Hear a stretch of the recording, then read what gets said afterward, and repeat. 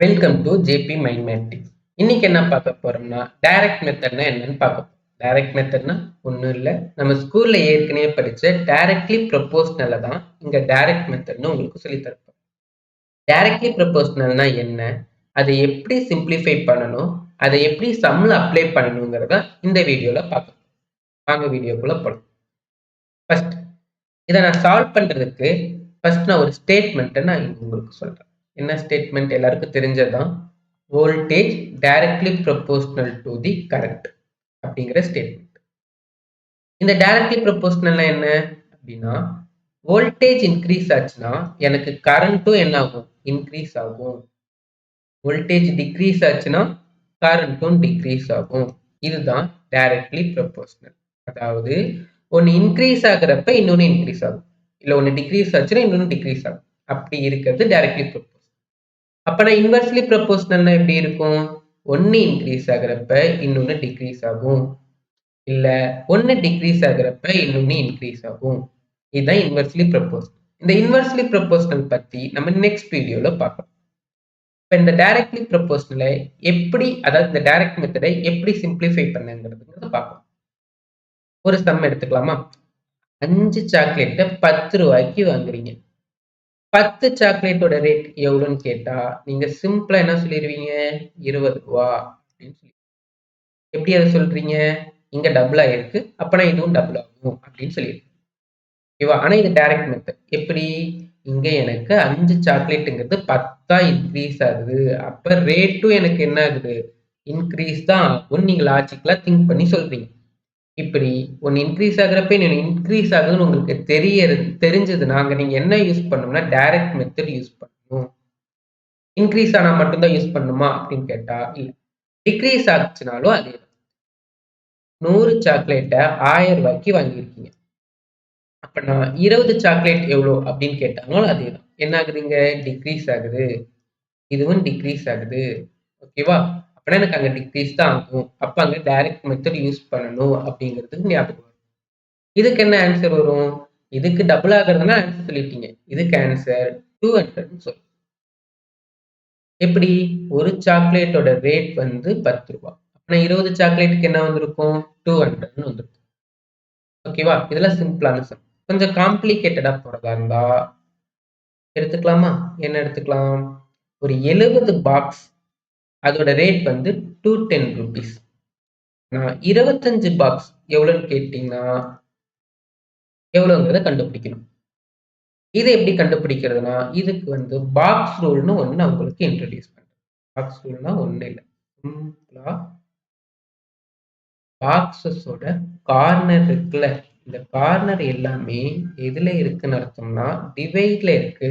பக்கத்து பக்கத்துல இருக்கிற பாக்ஸ், அதாவது நம்பர்ஸ் எல்லாம் டிவைட்ல இருக்குன்னு அர்த்தம். இங்க பாருங்க, இந்த பாக்ஸ்ல இந்த கார்னர், அப்பனா இந்த ரெண்டு டிவைட்ல இருக்கு, இது ரெண்டு டிவைட்ல இருக்கு. அப்பனா ஆப்போசிட்ல இருக்கிறது அது ரெண்டும் மல்டிபிள்ல இருக்குன்னு அர்த்தம். ஸோ டிவைட்ல இருக்கிறதெல்லாம் நம்ம ஃபர்ஸ்ட் டிவைட் பண்ணி பார்ப்போமா? ஸோ 17 210 கேன்சல் பண்ண முடியுமா? கேன்சல் பண்ணீங்கன்னா எனக்கு 3 and 25 மல்டிபிள் பண்ணா, ஏன்னா எனக்கு வேற எதுவுமே இல்லை, இங்க 1 தான் இருக்கு, 1 25 கேன்சல் ஆகுது. ஸோ ஆப்போசிட்ல இருக்கிற ரெண்டையும் மல்டிபிள் பண்ணா 75 வந்திருக்கும். இதுதான் என்னோட ஆன்சர்.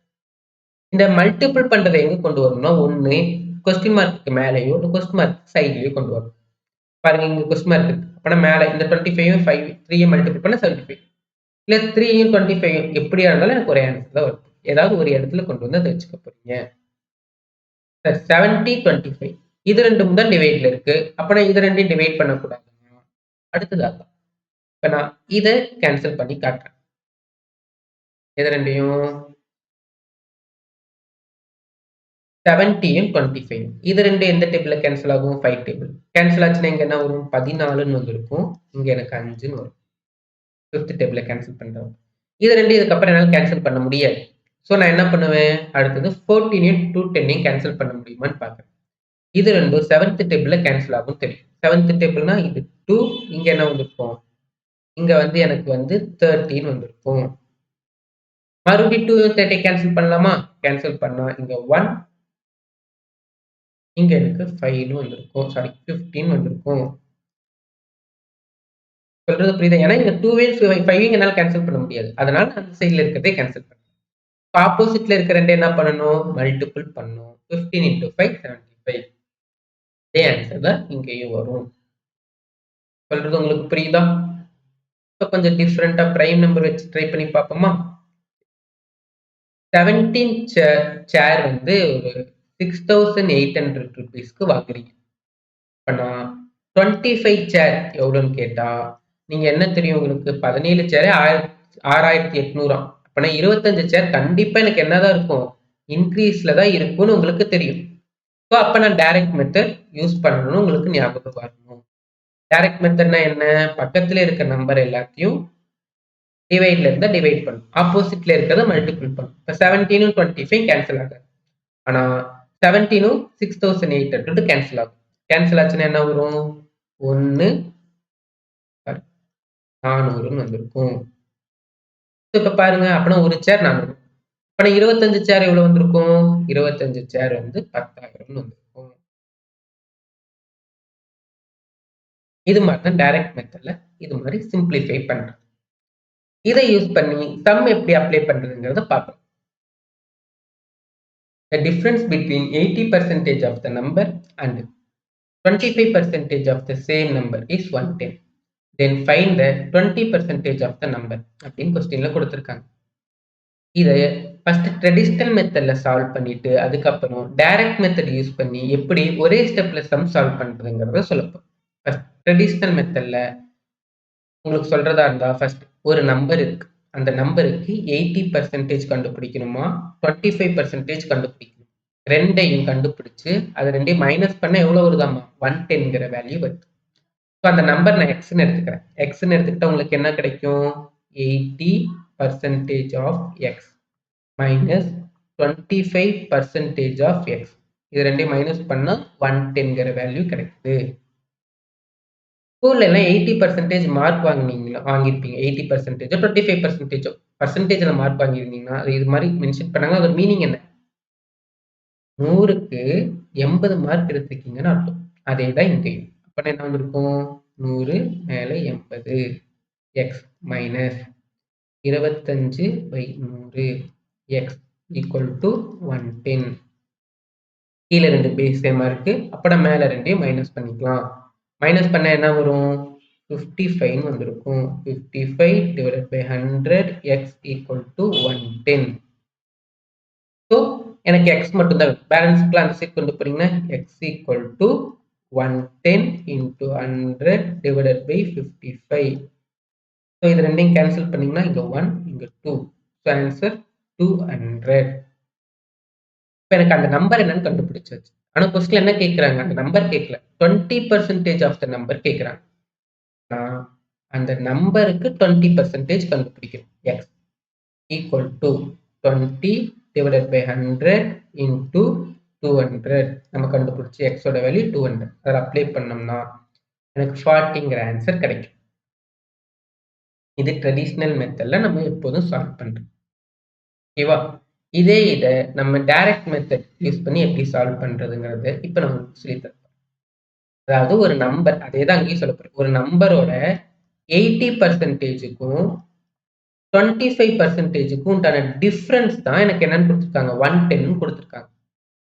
அப்படின்னா டைரக்டாவே அதோட அந்த நம்பர் கண்டுபிடிக்கிறதுக்கு பதிலா அந்த நம்பரே அந்த பர்சன்டேஜ் 80 இது 25ன்னு எடுத்துக்கிட்டேன்னா ரெண்டுக்கு டிஃபரன்ஸ் என்ன வந்திருக்கும்? டிஃபரன்ஸ் வந்து 55ன்னு வந்திருக்கும். டைரக்டா அந்த நம்பரோட வேல்யூ 80% 25%. இதுல வந்து டிஃபரன்ஸ் எவ்வளோ? 55%. இந்த 55% தான் கொஸ்டின்ல என்னன்னு கொடுத்துருக்காங்க? 110ன்னு கொடுத்துருக்காங்க. சொல்றது புரியுதா? இப்ப 20% எவ்வளோன்னு கேட்கறாங்க. அப்ப நான் 20% எவ்வளோன்னு டைரக்டா நான் ஆன்சர் பண்ணேன்னா டைரக்டா ஆன்சர் கிடைச்சிடும். இதை நம்ம டைரக்ட் மெத்தட் ஏற்கனவே பார்த்தோமா? என்ன பண்ணணும்? இதுல 55 20 கேன்சல் ஆகுமான்னு பார்ப்போம். 55 110 கேன்சல் ஆகுதான்னு பார்ப்போம். 55 110 ஈஸியா கேன்சல் ஆயிரும். ஸோ 1 ரெண்டையும் மல்டிபிள் பண்ணா எனக்கு 40. எவ்வளோ பெருசா சால்வ் பண்றதை நம்ம லாஜிக்கலா திங்க் பண்றப்ப லாஜிக்கலா திங்க் பண்ணுவோம். ரெண்டுக்கும் உண்டான டிஃபரன்ஸ் நான் 80% 25% உண்டான டிஃபரன்ஸ் நான் பார்க்குறேன். பார்த்தீங்கன்னா 55% அதுதான் 110 அப்படின்னு நம்ம எடுத்துக்கிறோம். 20% எவ்வளோன்னு கேட்குறாங்க. கண்டுபிடிச்சா நமக்கு ஆன்சர் சீக்கிரமா வந்துருது. இதுல நீங்க நல்லா நோட் பண்ணீங்கன்னா, அந்த நம்பர் என்னன்னு நான் கண்டுபிடிக்கவே இல்ல. கண்டுபிடிக்காமயே உங்களுக்கு ஒரே ஸ்டெப்ல ஆன்சர் சொல்லி தந்திருக்கேன். இதே அந்த நம்பர் கேட்டிருக்காங்க. சரி இங்க 20% கேட்டனால அந்த இது போட்டீங்க. 80% கேட்டா இங்க 18 போட போறீங்க. அப்ப நான் ஃபைண்ட் த நம்பர்ன்னு கேட்டிருந்தாங்க. நீங்க இங்க என்ன பண்ணும்? ஃபைண்ட் த நம்பர்னா 100% தான் அந்த நம்பர். இப்போ 100% எவ்வளோங்கிறத கால்குலேட் பண்ணுவீங்க. கண்டுபிடிச்சீங்கன்னா அந்த நம்பர் கிடைச்சிரும். இப்ப பாருங்க 55, 110. நான் இத கேன்சல் பண்ணிட்டேன். எனக்கு 2ன்னு வந்திருக்கு. 2வையும் 100ஐயும் மல்டிபிள் பண்ணீங்கன்னா 200ங்கிறது அந்த ஒரிஜினல் நம்பர் கிடைச்சிரும். 100% கால்குலேட் பண்ணா. ஸோ இதே மாரி தான் டைரக்ட் மெத்தட் யூஸ் பண்ணி நெறைய ப்ராப்ளம் நம்ம இங்க சால்வ் பண்ண போறோம். இதே மாரி உங்களுக்கு இன்ட்ரஸ்டிங்கான வீடியோ பார்க்கணும்னா, ஜேபி மைண்ட் மேட்டிக்ஸ லைக் பண்ணுங்க, ஷேர் பண்ணுங்க, ஃபாலோ பண்ணுங்க. தென் சப்ஸ்கிரைப் பண்ணுங்க. Thank you.